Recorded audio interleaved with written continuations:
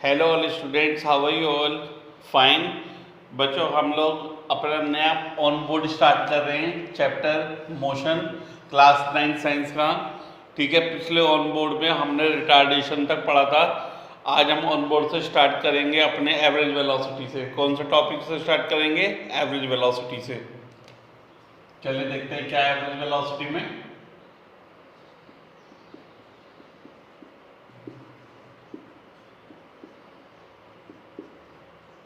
Average velocity. What is this average velocity? That is the arithmetic mean of initial and final velocity. What is that? अगर हमें एक body की average velocity निकालनी है student, तो हम लोग अर्थमेटिक मीन कर देंगे। मीन आप लोगों ने पिछली क्लासेस में पढ़ा होगा। मीन क्या होता है कि मान लो जितनी आपके पास जितने नंबर ऑफ टर्म्स हैं आप उन्हें ऐड कर देंगे और उतनी नंबर ऑफ टर्म्स से आप उसे डिवाइड कर देंगे। तो ऐसे हम किसी बॉडी की एवरेज वेलोसिटी निकालते हैं कि अगर आपको एक बॉडी की इनिशियल वेलोसिटी पता है और उसकी फाइनल वेलोसिटी पता है, तो that is the arithmetic mean of initial and final velocity of a body, that is the average velocity. Right student, चलिए डेफिनेशन लिखते हैं इसकी।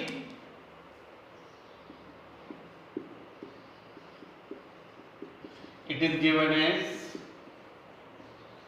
is given as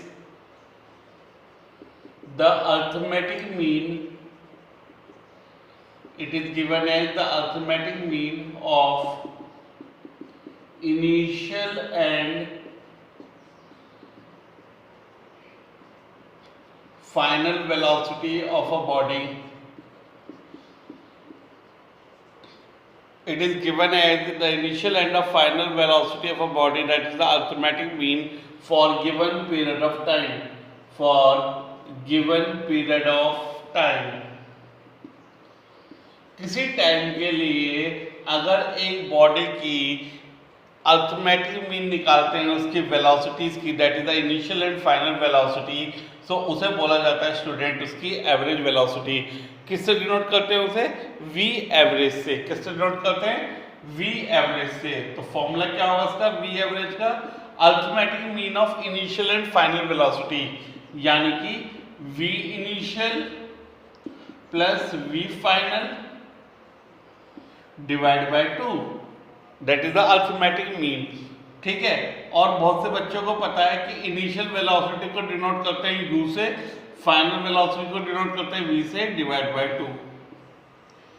that is the formula of average velocity. That is the formula of average velocity. ठीक है बच्चों, इसके ऊपर बाद में न्यूमेरिकल्स करेंगे, फिलहाल आप डेफिनेशन लर्न कर लीजिए। ठीक है, चलिए नेक्स्ट टॉपिक। सभी बच्चों ने नोट कर लिया?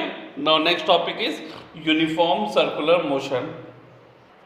नाउ बच्चों next topic is uniform circular motion. कौन सा टॉपिक है नेक्स्ट? Uniform circular motion. इसे किस नाम से जानते हैं? यूसीएम। बच्चों किस नाम से जानते हैं इसे? UCM, uniform circular motion. अगर एक बॉडी आपकी यूनिफॉर्मली मूव कर रही है, यूनिफॉर्मली का मतलब होता है यूनिफॉर्म स्पीड पे, यानी कांस्टेंट स्पीड पे अगर मूव कर रही है और सर्कुलर मोशन में, राउंड राउंड सर्कुलर मोशन में घूम रही है, तो ऐसी बॉडी को बोलते हैं कि बॉडी आपकी यूनिफॉर्म सर्कुलर मोशन में घूम रही है। और अगर बॉडी आपकी यूनिफॉर्म स्पीड लेती है तो यानी कोई ना कोई फोर्स लग रही होगी जो उसे यूनिफॉर्मली सर्कुलर मोशन में घुमा रही है, और उस फोर्स को बोला जाता है बच्चों सेंट्रीपिटल फोर्स। क्या बोला जाता है? Centripetal force. क्या बोला जाता है बच्चों? Centripetal force. तो सेंट्रीपिटल फोर्स एक ऐसी फोर्स होती है, सेंट्रीपिटल फोर्स एक ऐसी फोर्स होती है जो बॉडी को सर्कुलर पाथ में रोटेट कराने में मदद करती है, जो बॉडी को सर्कुलर पाथ में रोटेट कराने में मदद करती है। That is called centripetal force. ठीक है, अब बॉडी की जो पोजीशन है वो हर पॉइंट पे चेंज हो रही है बच्चों। जो बॉडी की पोजीशन है वो हर पॉइंट पे चेंज हो रही है, राइट। जब एक बॉडी आपकी सर्कुलर पाथ में मूव करती है तो आपसे पूछा जा सकता है कि वो कितना डिग्री एंगल बनाती है सरफेस से, तो वो आपका 90 डिग्री का एंगल बनाती है। कितने डिग्री का एंगल बनाती है?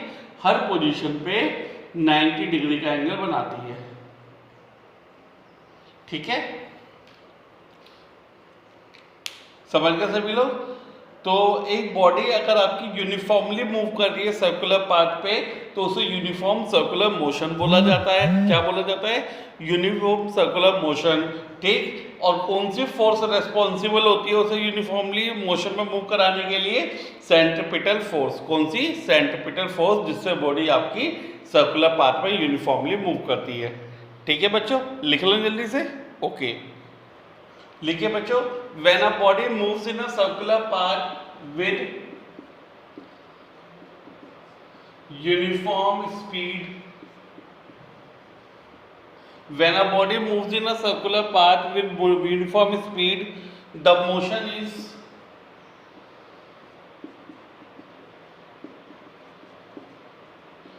uniform circular motion. The motion is uniform circular motion. Now the very important point is the force which is responsible, the force which is responsible to move a body in circular path, the force which is responsible to move a body in circular path is centripetal force. Which force? Centripetal force. Which force? Centripetal force. Right, समझ गए सभी बच्चे? Okay, समझ गए सभी बच्चे? Okay, now for example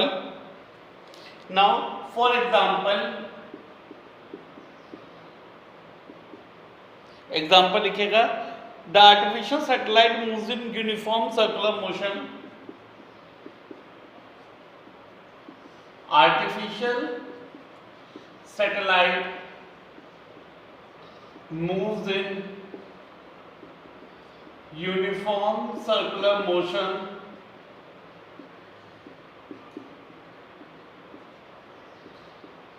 around the earth. This is the one example. आप इन्हें एप्लीकेशन भी बोल सकते हो, एग्जाम्पल भी बोल सकते हो। Second, the earth moves around the sun in uniform circular motion. The earth moves around the sun in uniform circular motion.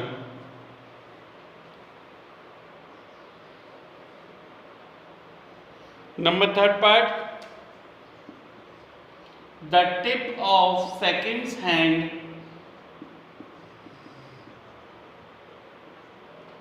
of watch घड़ी moves in uniform circular motion. ठीक है बच्चों, एग्जाम्पल समझ में आ गए तीनों के तीनों। आर्टिफिशियल सैटेलाइट, जो सैटेलाइट आपके अर्थ के चारों तरफ घूम रही है वो आपकी यूनिफॉर्म सर्कुलर मोशन में घूम रही है। जो अर्थ घूम रही है सन के अराउंड वो आपकी यूनिफॉर्म सर्कुलर मोशन में घूम रही है। और जो आपकी घड़ी है, जो आपकी वॉच है, ठीक है, उसकी जो सेकंड वाली जो क्या है, जो सुई है, जो निडल है, वो भी आपकी यूनिफॉर्म सर्कुलर मोशन में घूम रही है। तो these are the all examples of uniform circular motion. सभी बच्चे इन्हें याद कर लेंगे और अपनी कॉपी में एज इट इज लिख लेंगे। ठीक है बच्चों, समझ में आ गया? चलिए अगले टॉपिक पे चलते हैं। Now speed of a body, speed of a body moves in uniform circular motion. बच्चों अगर आपको स्पीड निकालनी है एक बॉडी की जो आपकी यूनिफॉर्म सर्कुलर मोशन में मूव कर रही है, तो आप उसकी स्पीड कैसे निकाल सकते हो, उसके लिए फॉर्मूला लगाएंगे। अच्छा, मुझे सबसे पहले स्पीड का फॉर्मूला बताओ। स्पीड का फॉर्मूला क्या होता है? Distance upon time. बोलो क्या होता है स्पीड का फॉर्मूला? Distance upon time. पता है सभी बच्चों को? कोई दिक्कत नहीं है। स्पीड को डिनोट करते हैं v से, डिस्टेंस को डिनोट करते हैं s से, टाइम को डिनोट करते हैं t से। ये सभी बच्चों को पता है, ठीक है। चलो मुझे बताओ, अगर एक बॉडी सर्कुलर पाथ में रिवॉल्व कर रही है तो अगर एक राउंड कंप्लीट करेगी तो कितना डिस्टेंस चलेगी? जितना उसका सरकमफ्रेंस होगा, जितना उसका सरकमफ्रेंस होगा, ठीक है। सपोज करो इस सर्कल की जो रेडियस है वो r है। क्या है इस सर्कल की रेडियस? r। तो सरकमफ्रेंस कितना होता है सर्कल का? 2 पाई r। कितना होता है? 2 पाई r। तो डिस्टेंस की जगह पुट कर देंगे 2 पाई r और टाइम की जगह t रहेगा। तो आपका स्पीड का फॉर्मूला क्या बन जाएगा? 2 पाई r अपॉन t, ठीक है। जहां पे टाइम क्या होगा? Time taken by the body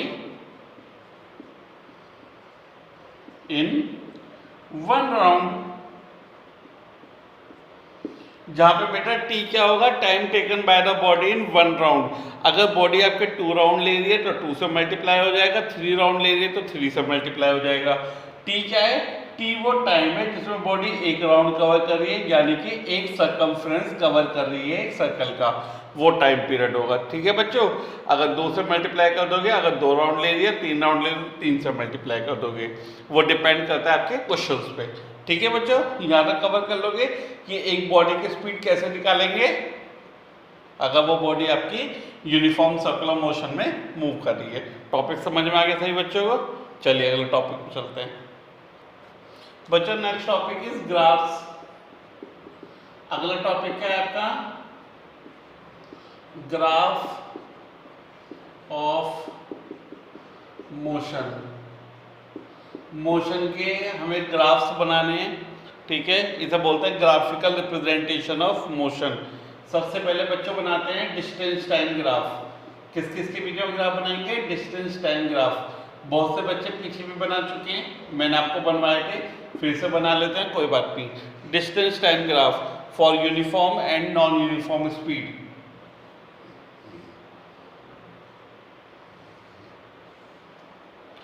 मैं आपको थोड़े शॉर्ट में बनवा देता हूँ, आप लोग परफेक्ट स्केल से बनाएंगे, ठीक है। यहाँ पे आपका टाइम आएगा सेकंड्स में, यहाँ पे आपका टाइम आएगा सेकंड्स में, यहाँ पे क्या आएगा? डिस्टेंस आएगा मीटर में, यहाँ पे आपका डिस्टेंस आएगा मीटर में, ठीक है। यूनिफॉर्म के लिए कैसा आएगा? सीधा कर्व आएगा। नॉन यूनिफॉर्म के लिए कैसा आएगा? कर्व्ड आएगा। ये आपकी हो जाएगी यूनिफॉर्म, बोलो यूनिफॉर्म स्पीड, और ये हो जाएगी आपकी नॉन यूनिफॉर्म स्पीड, ठीक है बच्चे लोग, कर पाएंगे। Distance time graph, distance time graph when it is straight line that it is give uniform speed, when it is curved line it gives you non uniform speed। एक line लिखेंगे बच्चों note करके, फिर से मैं आप क्या कर रहा हूँ कि ये नोट मेरे बहुत स्पेशल होते हैं, इनके ऊपर छोटे छोटे क्वेश्चंस बहुत आते हैं पेपर में। Note distance time graph, distance time graph gives us speed। Paper में पूछा जाता है डिस्टेंस टाइम ग्राफ आपको क्या देता है, तो आप बताएंगे डिस्टेंस टाइम ग्राफ हमें किसकी वैल्यू देता है? स्पीड की। क्या देता है? स्पीड की वैल्यू देता है। याद रखेंगे पेपर के लिए बहुत ध्यान से, ठीक है बच्चों, बहुत ध्यान से। डिस्टेंस टाइम ग्राफ हमें क्या देता है? Speed, weather it is uniform और नॉन यूनिफॉर्म, ठीक है बच्चों। नोट जरूर पढ़ेंगे, हमारे सारे क्वेश्चन मिलेंगे आपको, ठीक है। चलो डिस्टेंस टाइम ग्राफ बना लिया, अब बनाएंगे velocity time graph.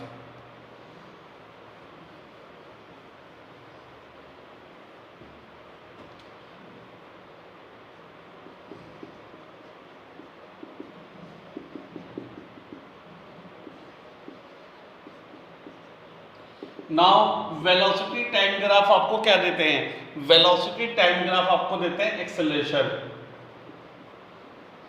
Velocity time graph gives us acceleration। समझ में आया आप सभी लोगों को? वेलोसिटी टाइम ग्राफ हमें क्या देते हैं बच्चों? एक्सीलरेशन। पूछा जा सकता है वेलोसिटी टाइम ग्राफ हमें क्या देते हैं, एक्सीलरेशन। बना के दिखाओ बिल्कुल पैरेलल, वैसे ही बनेंगे बच्चों जैसे पीछे बनाए थे, बस थोड़ा सा चेंज आ जाएगा। X Y 0 time 0, time second में होगा। क्या है यहाँ पे वेलोसिटी, पहले डिस्टेंस था, अब वेलोसिटी मीटर पर सेकंड में, वेलोसिटी मीटर पर सेकंड में। ठीक है बच्चों, सीधा कर्व आएगा और क्रॉस कर्व आएगा। This is uniform acceleration.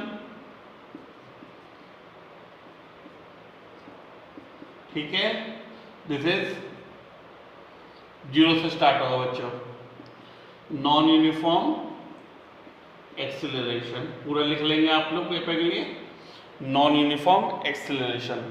ठीक है बच्चों, यूनिफॉर्म एक्सेलरेशन और ये आपका नॉन यूनिफॉर्म एक्सेलरेशन।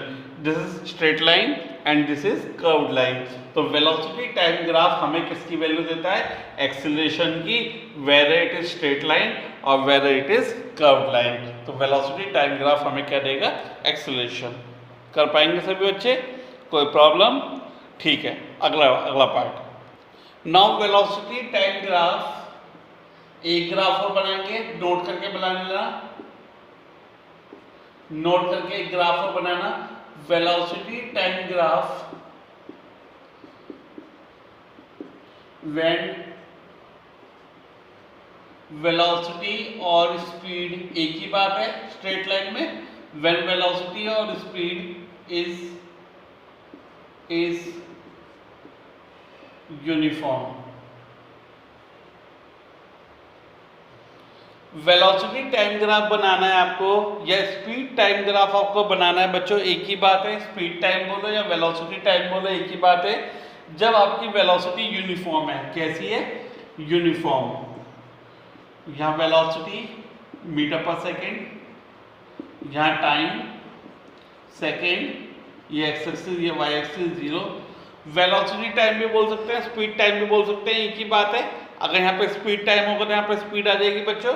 चलो, वेलोसिटी टाइम ग्राफ और speed time graph when velocity is uniform. Velocity uniform है बच्चों, तो कैसी लाइन आएगी आपकी, स्ट्रेट लाइन आएगी पैरेलल टू एक्स एक्सिस। कैसी लाइन आएगी, स्ट्रेट लाइन आएगी पैरेलल टू एक्स एक्सिस, बिल्कुल ऐसी लाइन आएगी। तो यानी आपका समय बढ़ता जाएगा, समय आपका बढ़ता जाएगा इस तरफ को, ठीक है, पर वेलोसिटी आपकी कांस्टेंट आएगी। दिस इज द वेलोसिटी और speed time graph when the speed is uniform. तो टाइम बढ़ता जा रहा है, टाइम बढ़ता जा रहा है, टाइम बढ़ता जा रहा है, एक्स एक्सिस पर टाइम बढ़ता जा रहा है और वेलोसिटी नहीं बढ़ रही है आपकी। ठीक है, तो this is the graph of velocity time graph when speed is uniform. और इसके ऊपर क्या लिख देंगे, कांस्टेंट स्पीड या कांस्टेंट वेलोसिटी। ठीक है बच्चों, चलो अगले टॉपिक पे। The last one topic is graph for retardation.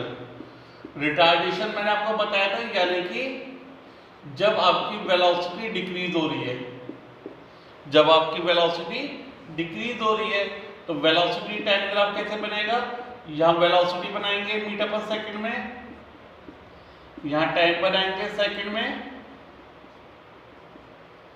ठीक है, ये एक्स एक्सिस ये वाई एक्सिस ये 0।